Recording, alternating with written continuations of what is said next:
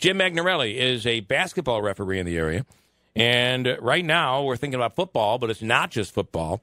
Other sports as well, field hockey in the fall, and I can't remember all the sports in the fall. But, in the fall, yeah. Well, anyway, soccer. Soccer is a big one. Soccer, but just before you know it, it'll be basketball and wrestling and all of that. There is a contract dispute going on right now with referees. It could mean an interruption. I'm saying that with a question mark. Jim Magnarelli, good morning. Good morning. So, Jim, tell me what's going on. Is this about how much you guys get paid? Is it about reimbursement? What's happening?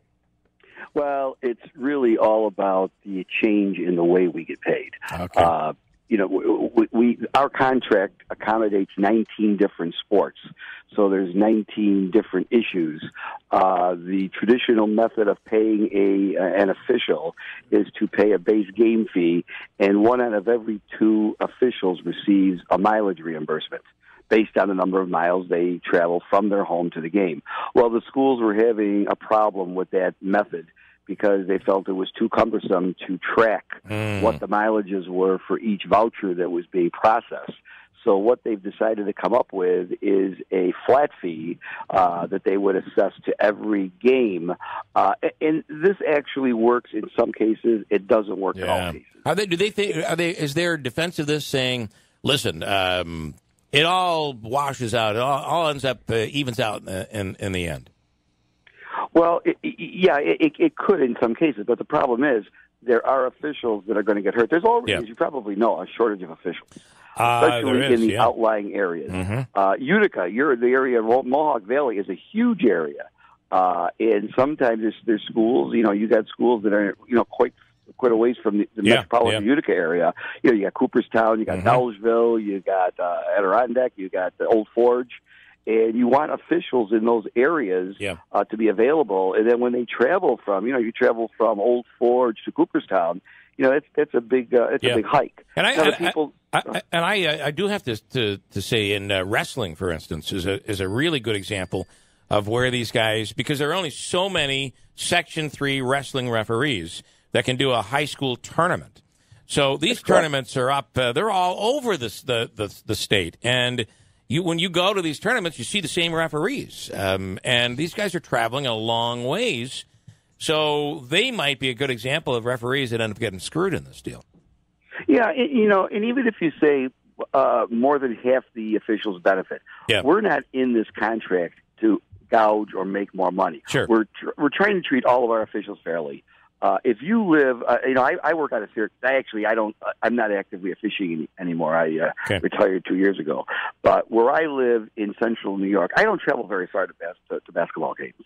I could probably travel within 20 miles of all my games. I would make out well. And there would be a lot of officials like that. If you lived in metropolitan Utica, you'd be the same way.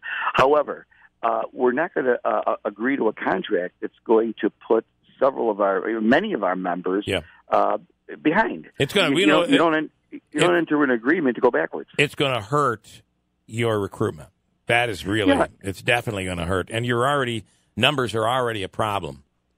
Exactly. And there has never been any mention of a work stoppage. So when people say we're holding the athletes hostage, and so, that is absolutely ridiculous. All of our officials are ex-athletes.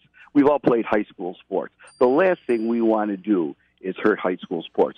The reality is, if there are officials that are going to lose money and they're only working a few games a week, if that, they're going to say, you know what, it's really not worth it for me to do this anymore. They feel disrespected, and they're independent contractors, and certain officials are going to just say, I don't want to do this anymore. It's not a work stoppage. Julie pipes in here this morning, and it's worth getting this comment.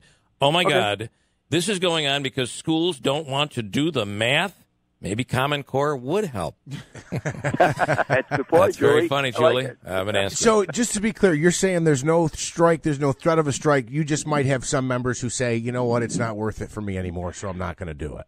Exactly. And we're telling the schools this. We said, That's fair. So this is what you guys want, but come on a Friday night, a busy Friday night when all the schools are playing, we may not have enough officials to send to all of the games. Yeah, that's the reality. Did you say currently or in the past, for instance, if there's 4 officials doing a game, 2 of them, probably the two who traveled the longest distance get reimbursed for mileage. The other two, quote unquote, local guys wouldn't. That's how it is. Exactly. That's how That's it's exactly the way it is. Yeah. So, okay. So, and that's why you're saying in some cases it would work out beneficial for some guys, but some guys would get shorted. So, So yeah, if they came from a long distance and it costs them more, and remember, it's not just gasoline; it's wear and tear on their vehicles. do you get comped for that too? No. Actually, in the past, we haven't even gotten the full IRS rate for mileage. It was the IRS rate minus 10%. And we did that to accommodate the schools. You know, schools go through tough budget times and austerity. You know, at one point we were deducting 7 cents. Few contracts back, we raised it to 10 cents. So we've always worked well with the school.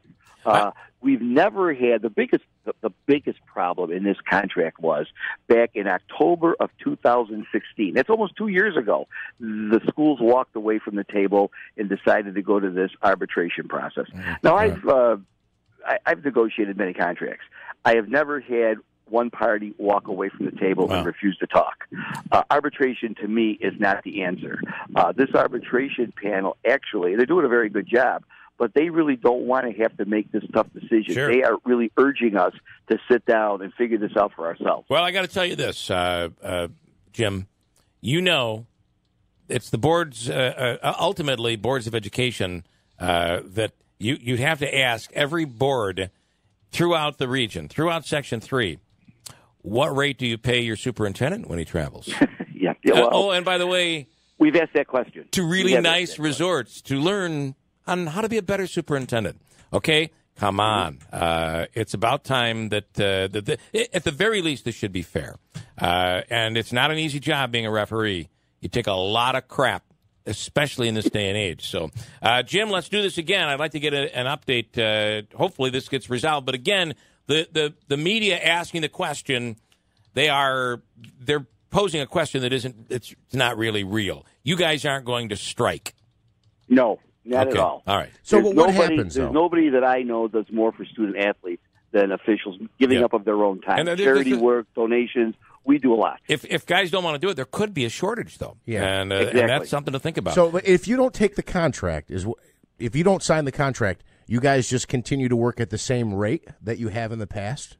No, that's a really good question. This has never come up before. The schools have already offered a temporary, what we call a memorandum of understanding, where you could work until the arbitrator comes up with a decision. However, there are some sports that are saying, no, they would rather not do that. They would rather come up with a 4-year deal. So to answer your question, I really don't know. You don't know. Today, I don't know if I mentioned this before to you. There is going to be a new proposal made today. Okay. In fact, I was up early this morning finalizing it with our chief. Our chief negotiator now is Bobby Antonacci in Syracuse, and he's been working very hard to get on his own time to get something over to the schools today. Hopefully, by the end of today, we're optimistic we're going to have a contract. All right. Well, maybe we'll talk. Both sides got to bend. Let's try to talk again tomorrow, then, Jim, and see what happens. Listen, hey, say happy birthday to your wife. Okay. I would never get away with not knowing her age, though. I would announce it on the radio. Hey, and I got to say also, I've had mice in my pool. I've never had a skunk. Oh, I'm telling you, Jim, it's awful. And what do you do? The thing, at 3:00 in the morning, I'm thinking by the time I get back up, before I leave, I'll scoop the dead carcass off the floor of the pool. No, it's still swimming around, and I don't want to. I don't know what to do. This was he doggy. I never saw a skunk doggy paddling around a pool. Take some video. That'll be one of my questions. Can skunks swim? Yeah, for a little while. All right, Jim. Thanks so much. Thanks a lot. Okay guys, take care. Jim Magnarelli, and that was very interesting.